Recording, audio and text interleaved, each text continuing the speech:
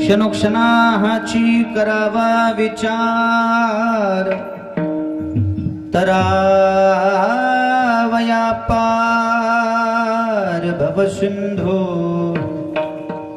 नाशिवंत देह जाणार सकळ आयुष्य खातो काळ सावधान संत समागमी धरुणी आवडी करावी तातडी परमार्थी नाशिवंत देह जाणार सकळ आयुष्य खातो काळ सावधान तुका म्हणे इहलोकीच्या व्यवहारे नका डोळे धुरे भरुनी राहो नाशिवंत देह जाणार सकळ आयुष्य खातो काळ सावधान नमो विठ्ठला राजया पांडुरंगा नमो रुक्मिणी माऊली ज्ञानगंगा नमो पुंडलिका नमो चंद्रभागा नमस्कार माझा रुक्मिणी पांडुरंगा पांडुरंगा करू प्रथम नमन पांडुरंगा करू प्रथम नमन इको द्या पांडुरंगा करू प्रथम नमन जय पांडुरंगा करू प्रथम नमन पांडुरंगा करू प्रथम नमन पांडुरंगा करू प्रथम नमन पांडुरंगा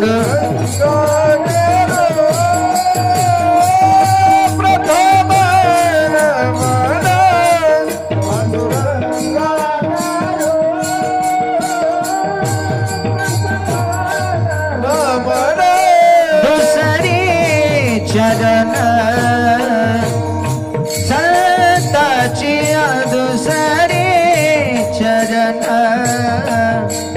संताची त्यांच्या कृपादाने कथेचा विस्तारू त्यांच्या कृपादाने कथेचा विस्तारू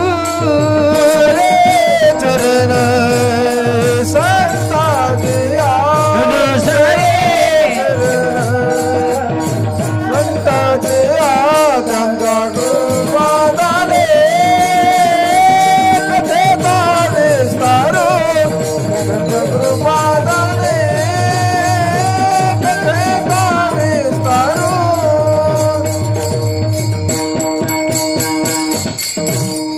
पांडुरंग करू प्रथम नमन दुसरे चरण संताचिया त्यांच्या कृपादानी कथेचा विस्तार बाबाजी सद्गुरु दास तुकाज यांचे केलिया स्मरण हो या सकळ विद्यांचे अधिकरण तेचे वंद श्री चरण श्री गुरूंचे ते नमस्कारुणी आता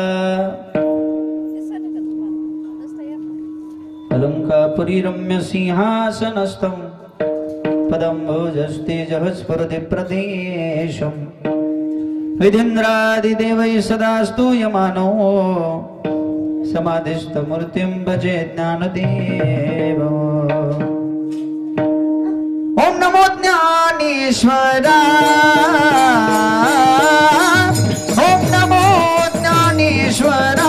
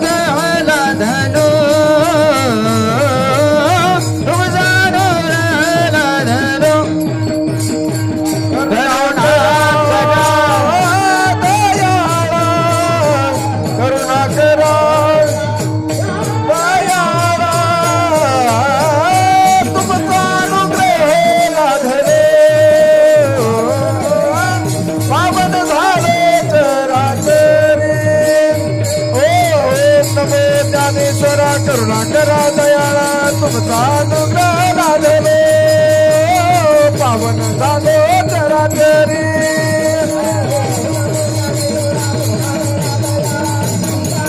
अभंग आहे आणि माझे जगद्गुरु तुकोबाराय आहे मृत्यू लोकामध्ये जन्माला आलेल्या प्रत्येक जडजीवाला उपदेश करतात.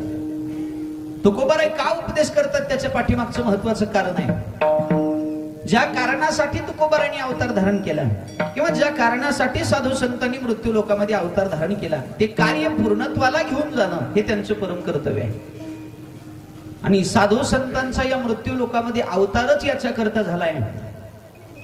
या मृत्यू लोकामध्ये जन्माला आलेला प्रत्येक मनुष्य किंवा मानव देहधारी जीव त्या प्रत्येकाचं कल्याण व्हावं, त्या प्रत्येकाच्या जीवनाची नैया पार व्हावी, भवरूपी सागरातून याला तारून जाता यावं, जन्मजन्मांतराचं याचं दुःख दूर व्हावं म्हणून तुम्हा आम्हाला भक्ती मार्गाला लावण्याकरता सन्मार्गाला लावण्याकरता घेतलेला अवतार म्हणजे संतांचा आहे. अवतार तुम्हा धराया कारण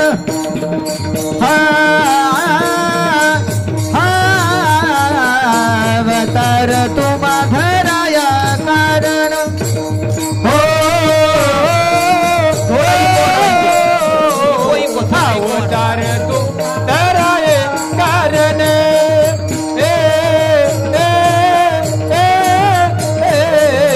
अवतार तू धराये कारण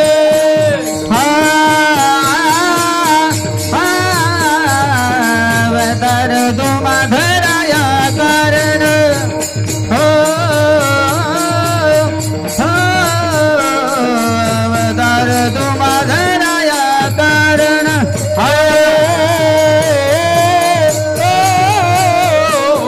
अवतार तू धराये कारण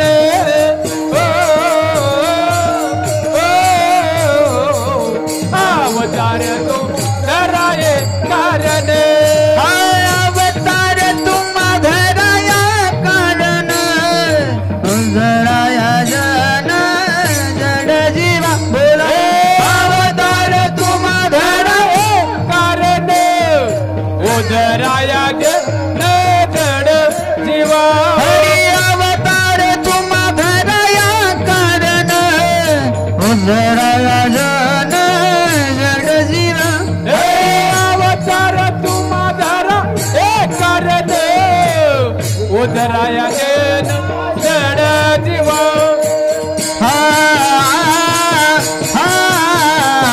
अवतार तुम्हा धराया कारण हो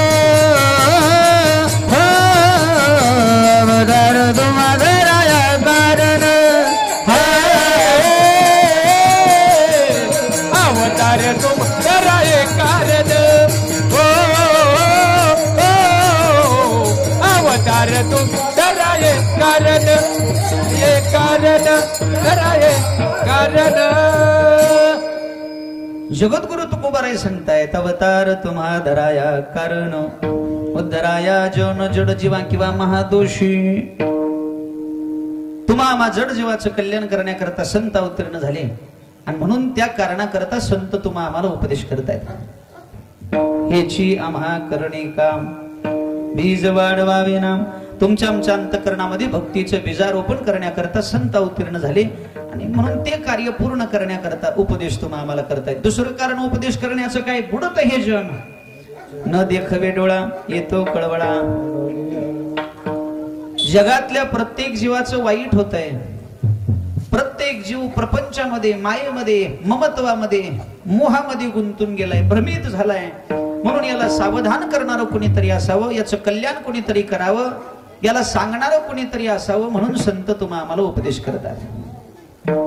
उपदेश करणारे तुकोबाराय ज्यांना उपदेश करतात ते तुम्ही आम्ही प्रत्येक जण मनुष्य देहधारी जीव. आणि जो उपदेश तुकोबाराय आज तुम्हा आम्हाला करतायत तो तुमच्या आमच्या कल्याणाचा आहे, तुमच्या आमच्या हिताचा आहे. हे बघा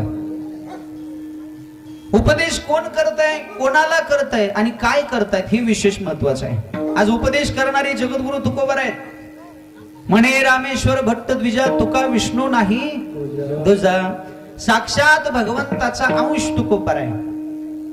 हे बघा देवानीच तुमचं आमचं कल्याण करण्याकरता, तुमचा आमचा उद्धार करण्याकरता संत रूपाने अवतार धारण केला. देव आणि संत दिसायला जरी दोन असले तर असायला मात्र ती एकच आहे. काही लोक म्हणतील महाराज आम्ही देव बघितलं नाही, आम्हाला देव दाखवा. महाराज तुम्ही तरी देवाला बघितलंय का? देवानं तुम्हाला दर्शन दिलंय का? तुम्हाला खरं सांगू का, देव प्रत्यक्ष रूपानं दर्शन देव अथवा न देव, पण साक्षात भगवंतानी अखिल कोट ब्रह्मांड नायकानी संत रूपाने अवतार धारण करून तुम्हा आम्हाला दर्शन दिले बाबा, आहे की नाही? देवते संत निमित्त त्या प्रतिमा. ज्ञानोबारायांच्या रूपानं भगवंत प्रगट झाला, तुकोबारायांच्या रूपानं भगवंत प्रगट झाला, संत श्रेष्ठ गोरोबा काकांच्या रूपानं, संत शिरोमणी मारुती महाराजांच्या रूपानं माझा देव प्रगट झाला. पण दुर्दैव आपल्या जवळ असलेला चालता बोलता देव आम्हाला अजून ओळखता आला. संत आणि देव वेगळे दिसतात पण असायला मात्र एक आहे. बरोबर आहे की नाही? जसं आरशामधील प्रतिमा आणि आरशा समोर उभा टाकलेला व्यक्ती एकच आहे, दिसायला दोन दिसतात. बरोबर आहे की नाही? आरशाच्या समोर उभा टाकून बघा, आपलंच प्रतिबिंब आरशात दिसतं. महिला मंडळ दिसतं का नाही? दिसतं का नाही? आपण समोर उभा टाकलं की आरशामध्ये एक आपलं प्रतिबिंब दिसतं. म्हणजे आपण एक आणि आरशातलं एक, किती झाले? दोन. मग दोन आहेत का? वास्तविक एकच माणूस आहे, एकच व्यक्ती आहे, पण दोन दिसतात. एकाचं प्रतिबिंब त्या आरशामध्ये दिसतं. तसं भगवंत आणि संत दोन दिसतात पण असायला मात्र ते एकच आहेत. म्हणून कधी देवाचं दर्शन घ्यावंच वाटलं तर एखाद्या अधिकारी संतांच्या चरणावर मस्तक ठेवा, भगवंताच्या दर्शनाचं पुण्य तुम्हाला प्राप्त होईल. विठ्ठल विठ्ठल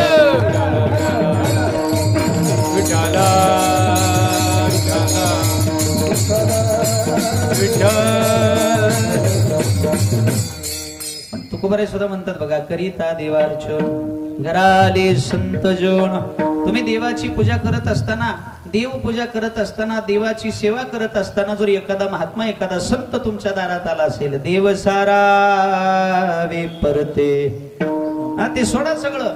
देवाचं कार्य जाग्यात सोडा, हरकत नाही. पूजा आहे तशी ठेवा, चालल. पण दारात आलेल्या संतांना संत पुजावे अरते. मग कोणत्याही जातीचा संत असू द्या, शाळीग्राम विष्णुमूर्ती हो का संत भलते याती. कोणत्याही जातीचा, धर्माचा, पंथाचा संत असू द्या, तो जर तुमच्या दारात आला असेल तर देवाचं कार्य बाजूला सोडून त्याची सेवा करा. साक्षात भगवंताची सेवा केल्याचं पुण्य तुम्हाला प्राप्त होईल. आणि म्हणून भगवंतानीच संत रूपाने अवतार धारण करून तुमचं आमचं कल्याण करण्याकरता अवतार घेतला आणि तुमच्या आमच्या हिताचा, कल्याणाचा, मोक्षाचा उपदेश पावला पावलाला केला. बरोबर आहे की नाही? मग काय करावं जीवानं? या मृत्यू लोकामध्ये आपला जन्म झालाय, मनुष्य देह आपल्याला प्राप्त झालाय, 84 लक्ष योनीचा फेरा फिरून शेवटचा जन्म माणसाचा आपल्याला मिळालाय. कशासाठी? केवळ प्रपंच करण्यासाठी नाही, संसार करण्यासाठी नाही, ऐका, विषयाचा भोग भोगण्यासाठी नाही, मौज मजा मस्ती करण्याकरता नाही, तर हा माणसाचा जन्म तुम्हाला जर कशासाठी मिळाला असेल तर जन्म जन्मांतराच्या दुःखातून मुक्ती मिळावी म्हणून साधना करण्याकरता, गर्भवासाच्या यातनेतून मुक्ती मिळावी म्हणून भगवत चिंतन करण्याकरता, संत सेवा करण्याकरता, आई वडिलांची सेवा करण्याकरता, दीनदुबळ्यांची सेवा करण्याकरता शरीर हे देह मिळाले. बरोबर आहे की नाही? देवे दिला देह भजना गोमाता, देवे दिला देह भजना गोमाता, देवे दिला देह भजना गोमाता, देवे दिला देह भजना गोमाता.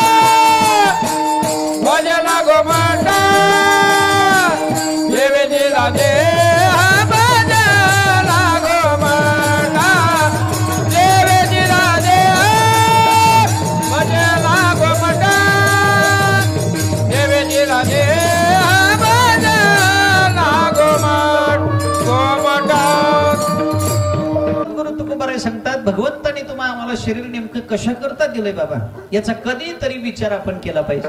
त्याचं उत्तर दिलं तुकोबरायांनी, देवे दिला देह भजना गोमटा. भजन करण्याकरता इतका सुंदर गोजिरा गोमटा शरीर तुम्हा आम्हाला भगवंताने दिलंय, हा देह दिलाय. बरोबर आहे की नाही? आपल्याला हे शरीर एका विशेष कामाकरता मिळालंय. आपल्याला जी वस्तू मिळाली आहे, जे नरदेह रूपी निधान प्राप्त झालंय, एका विशेष कार्याकरता मिळालंय. याची जाणीव तुम्ही आम्ही प्रत्येकाने ठेवली पाहिजे. ज्याला वस्तू मिळाली त्याला किंमत कळाली नाही बाबा. ज्याला वस्तू नाही मिळाली त्याला याची किंमत कळाली. किती उलट आहे बघा. जिथं दात आहेत तिथं चणे नाहीत, आणि जिथं चणे तिथं दात नाही. पैशाची किंमत कुणाला? गरीबाला. त्याच्याजवळ पैसा नाही. ज्याच्याकडे गडगंज श्रीमंती, सोना नाना दागदागी नाही, त्याला पैशाची तीळ मात्र किंमत काय कळते महाराज. ज्याचं लग्न झालंय त्याला बायकोची किंमत काय कळणार आहे महाराज. ज्याचं झालं नाही त्याला विचारा महाराज, आहे की नाही? ज्याचं झालं नाही ते देवाकडे प्रार्थना आहेत. नवसाहेब देवा वारी करतो पण आमदार वा वरे येईन मला कुणाचं ऐकू, मला पाहिजे फक्त बायको. कुठले प्रमाण पाठ केले बघा बरोबर. लय विचार आता मिळत असतो या बा. तुम्हीच म्हणलो की बायको. अपेक्षा म्हणजे कुणाची काय बघा. बरोबर आहे? ज्याला मिळाली वस्तू त्याला किंमत नाही, आणि ज्याला मिळाली ना बायको महाराज, ती काय म्हणते योगेश महाराज, ती काय म्हणते बायको मिळाली. देवा मला का दिली बायको, का दिली? देवानं दिली नाही, तू पळापळ केली म्हणून दिली बाबा. देव बरोबर आहे की नाही? किंमत नाही. किंमत ज्याचं सहजासहजी लग्न झालंय त्याला लग्नाची किंमत नाही, पण ज्याचं बघण्यात 5-25 वर्ष गेले त्याला विचारा महाराज काय. प्रत्येक वस्तूची किंमत आहे वस्तूची. तसं नरदेह तुम्हा आम्हाला मिळाला, याची किंमत आम्हाला कळाली नाही. याची किंमत कुणाला कळाली माहितीये बाबा? स्वर्गातल्या देवांना सुद्धा याची किंमत कळाली, याचं महत्व कळालं. त्या स्वर्गातल्या देवांना वाटतंय हा माणसाचा जन्म जर आम्हाला मिळाला असता तर आम्ही अखंड भगवंताचं पांडुरंगाचं चिंतन केलं असतं, संत संगती करून भक्तिरसाचा आनंद घेतला असता, आणि भगवंताच्या नामचिंतनाच्या बळावर, भक्तीच्या बळावर जन्मजन्मांतराच्या दुःखातून मुक्त झालो असतो. नरदेह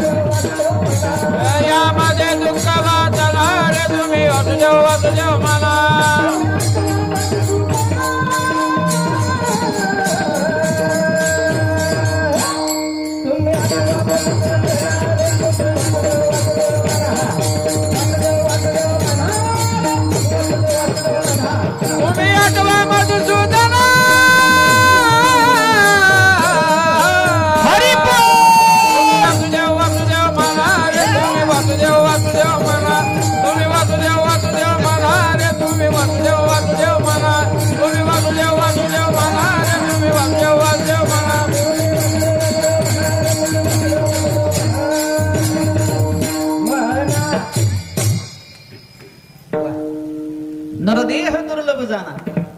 तुम्ही आठवा मधुसूदन, किंवा त्यामध्ये शतवर्षाची गणना, त्यामध्ये दुःख यातना. तुम्ही आठवा मधुसूदना, तुम्ही वासुदेव वासुदेव म्हणा. हे सहजासहजी मिळालं नाही. 84 लक्ष योनीचा फेरा फिरून शेवटचा जन्म माणसाचा तुम्हाला आम्हाला मिळाला. याची किंमत त्या देवांना कळाली, आपल्याला कळालं नाही. काही लोकांना कळाली, किंमत कळाली, पण नरदेह मिळाला नाही. काही लोकांना नरदेह मिळाला पण किंमत कळाली नाही.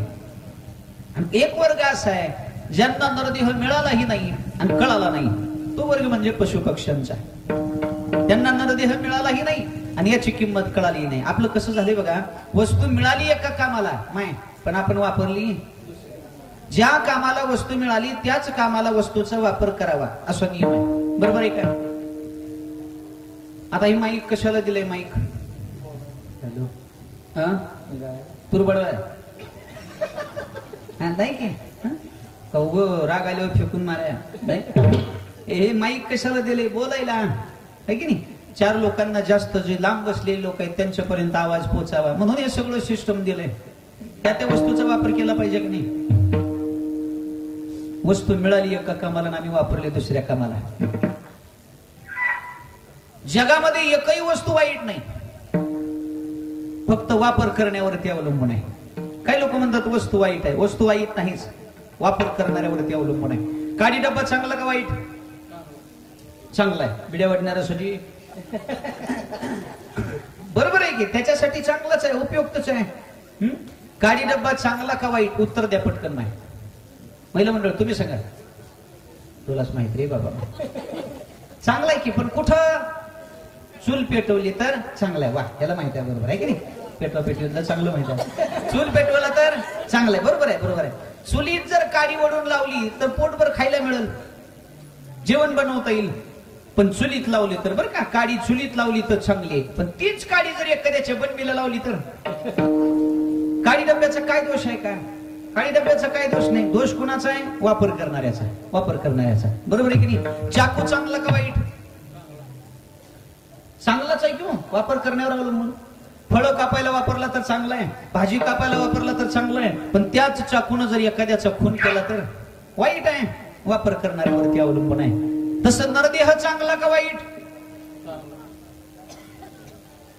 चांगला बी आहे, वाईट आहे बाबा. गुरुजी देवा वापर करणाऱ्यावर अवलंबून आहे. शरीर चांगलंच आहे, शरीर उत्तम चांगले. शरीर सुखाचे घोसले, शरीरे साध्य होय केले, शरीरे साधिले परब्रह्म.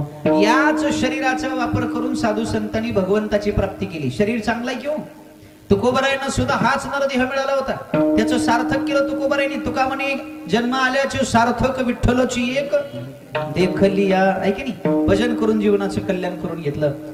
पण हे शरीर कधी चांगलंय सांगू का? हातानं टाळी, मुखानं नामचिंतन केलं, पायानं जर तीर्थयात्रा केली, या डोळ्यानं जर भगवंताचं सावळं सुंदर साजिर गुजिर रूप पाहिलं, कानानं जर भगवंताची कीर्ती गुणगान ऐकलं, तर हे शरीर चांगलं आहे. बरोबर आहे की नाही? पण याच शरीरानं जर खाऊ नये ते खाल्लं, पिऊ नये ते पिलं, जाऊ नये तिकडं जर गेलं आणि चुकीचे कर्म पाप कर्म जर केले तर मात्र वाईट आहे. बरोबर आहे की नाही? म्हणून शरीर चांगलं आहे का वाईट आहे? आता उत्तर द्या बरं पटकन. बोल बाबा, तुला का बोलायचं आहे ते बोलून जा. असं ठरवलंय का तुम्ही? बोल की माणसं निर्मळ मनाचे असते. तो गप बशी प्युअर आतल्या गाठीचे असते. त्याला एक जुनी म्हणा आहे, गप बसेन गैरी श्वासे. फुकणारं कुत्र चावत नाही चावत, गप बसणार कवा फाडी, फुसफुस करणार बैल मारित नाही. मारित नाही. पण गप बसणार कधी उचलील. तसं भांडणात लय बडबड करणार भांडण करीत नाही. गप बसणार कधी कार्यक्रम करील सांगता येत. म्हणून माणसानं बोलत राहा बघा, बोलत राहा. हाय तर बोलत जा, गेल्यावर तर बसायचंच आहे. अख्खं गाव बोलणार आहे. बोलत जा, लक्ष द्या. मग काडी डब्बा चांगला का वाईट? चांगला कसं म्हणता येईल? वापर करण्यावर. उत्तर सांगितलं की तुम्हाला. काडी डब्बा, चाकू, शरीर कळालं ना तुम्हाला? कळावं म्हणून सोपं सांगायला. एका प्रश्नाला एकच उत्तर देत जा. एक प्रश्नाचे दोन उत्तर झाले की घोटाळा होते. आवा पोरगी बघायला पोरग गेलं, पुढं पोरगी पाठीवर बसवली आणि तिच्यासोबत कोण तर बसावं म्हणून तिची एक बारकी बहीण बसवली. उगा कडेला नारळ ती पैसे गोळा करायला बसली. मुलीकडल्या माणसानं मुलाला विचारलं, पाहुणा पोरगी पसंत आहे का? ते पोरग म्हणलं, मान खाली केलं.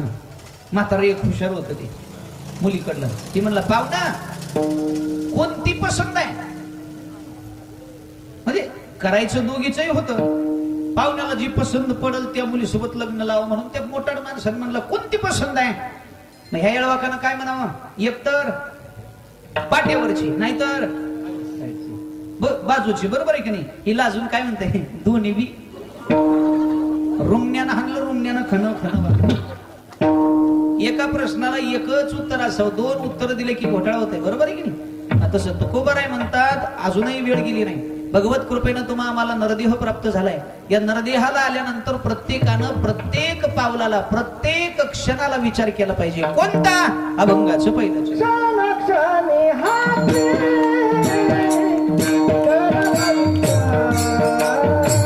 Eco अडवा eco.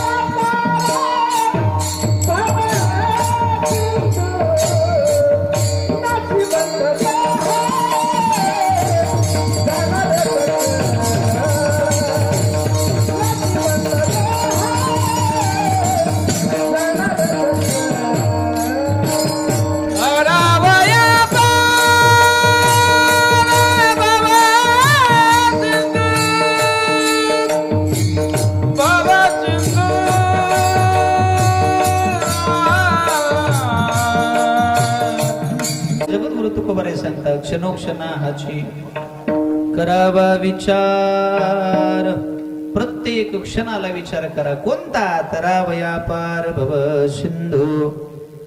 प्रत्येकानं जन्माला आलेल्या प्रत्येक जीवानं, ज्याला मनुष्य देह प्राप्त झाला, अशा प्रत्येकानं पावला पावलाला विचार केला पाहिजे. भगवंतानं बुद्धी नावाचा अवयव तुम्हाला आम्हाला प्रदान केला. तुकोबारायने इतर जीवाला का उपदेश केला नाही बाबा? पशु काय पाप पुण्य जाणती, काय माहित आहे पशु पक्ष्यांना?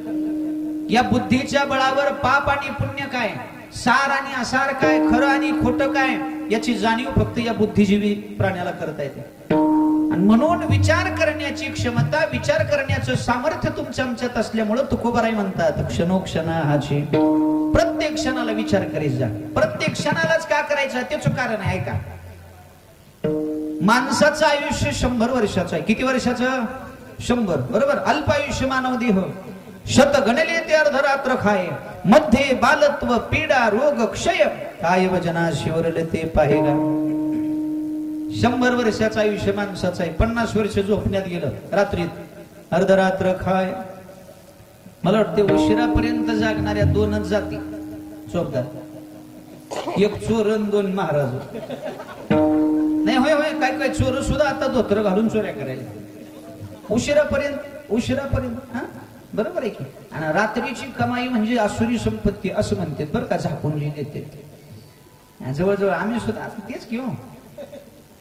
काही काही जण आम्हाला घरी गेल्यावर विचारतात, महाराज जय हरी. रात्री जर 2 वाजता एखादा जागे असलं घरी, ते आम्हाला नीट बोलत नाही. जय हरी जय हरी. आलो काय की लुटून, आता लुटायला का टाका घालायला आलो आम्ही? काय केलंय सांगा? म्हणजे उशिरापर्यंत जागतात महाराज, जागरण जास्त आहे. अर्ध आयुष्य रात्रीत गेलं, 100 मधलं 50 गेलं, किती राहिलं?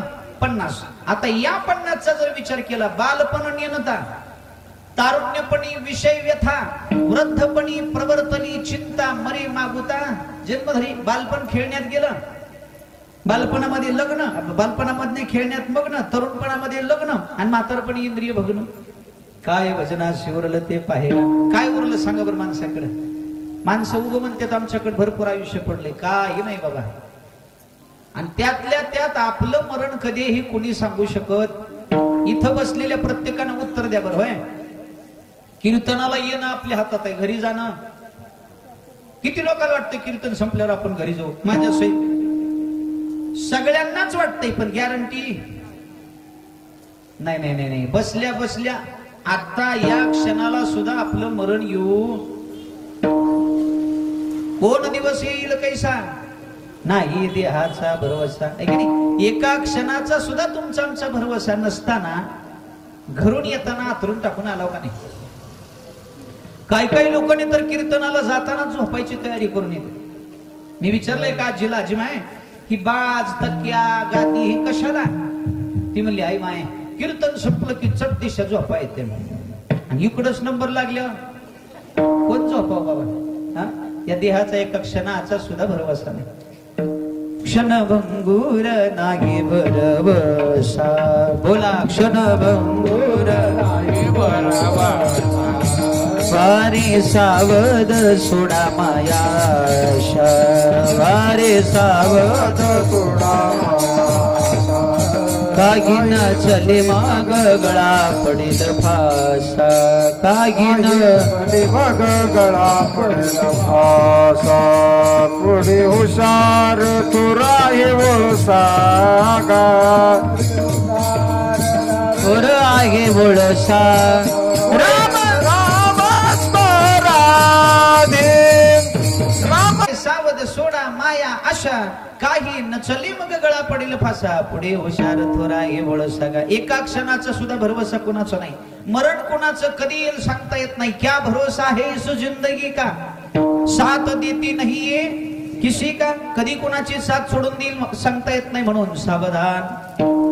भूतकाळ निघून गेलाय, भविष्य काळ येणार आहे का नाही माहित नाही. आपल्या हातात आहे तो फक्त वर्तमान काळ. म्हणून तुकोबाराय म्हणतात वर्तमान काळामध्ये असलेल्या वेळेला प्रत्येक क्षणाला विचार करा. क्षणोक्षणाची करावा विचार, प्रत्येक क्षणाला विचार करायचा. कोणता? तरावया पार भव सिंधू.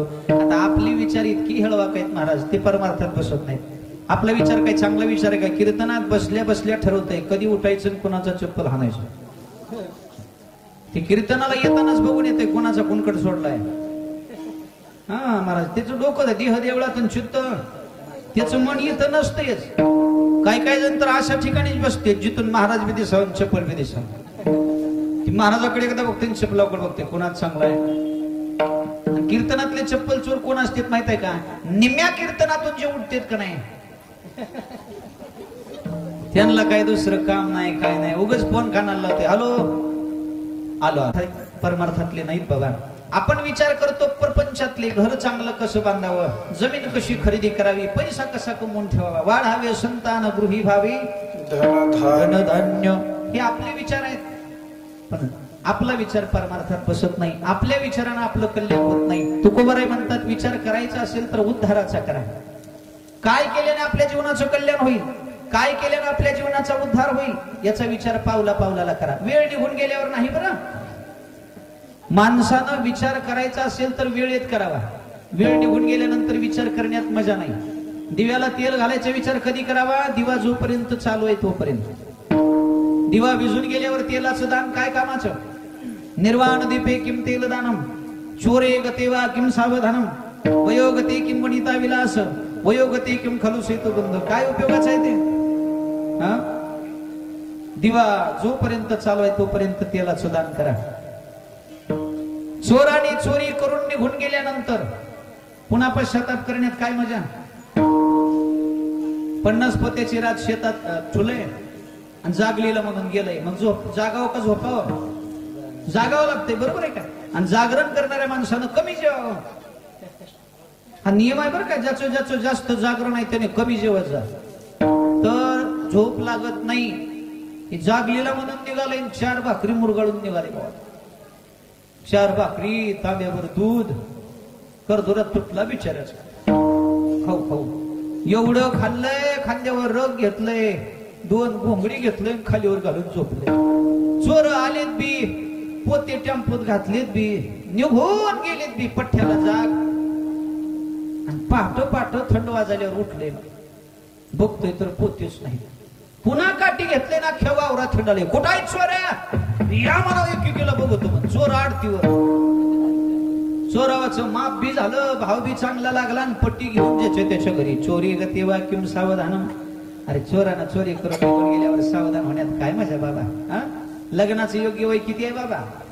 कोणत्या वयात लग्न करावं माणसाने? लग्नाचा विचार कधी करावा मुलगा? 21 ते 22, 21 ते 35 म्हणायचं. आता 21, 22, 25 गेलं बाबा. एक बिनावर देव मला दिसला नाही आमदा 21, 25 मध्ये. काही लोकांनी तर 50 केली होती बा. काय आता झालंयच तसं काय करावं म्हणा? वय आहे की नाही? लग्नाचा विचार जास्तीत जास्त 21 ते 30 मध्ये करावा का 75 ला? वय झालंय 75 आणि मग धोत्राला इस्त्री मारली, पांढऱ्या केसाला काळी डाय, कडक कपडे अंगावर घातले बाबा, घुंगराची काठी हातात, फॉक चांगला हात मारला अंगाला आणि ती काठी घेऊन निघाल रस्त्याने. लोक म्हणले दादा कुठं? पोरगी बघायला जाऊ. आता जाशील बाबा पण तुला देईल कोण? वयोगती किंवा वनिता विलास. काही गोष्टीचा विचार वयानुसार सोडून दिला पाहिजे बर का. तस परमार्थ करण्याचा विचार कधी करावा? जव हे सकळ सिद्ध आहे हात चालवया पाय तव तुला पुढे सोहित पाहे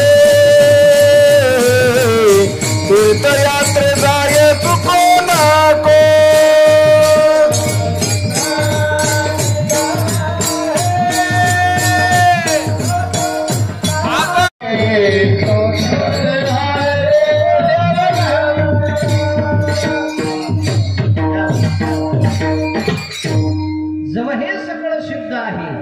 हात चालावया पाय तव तू आपले स्वहित पाय तीर्थयात्र जाय चुकू नको. जोपर्यंत माणसाचं शरीर चांगलं आहे कधी परमार्थ करायचं सांगू का?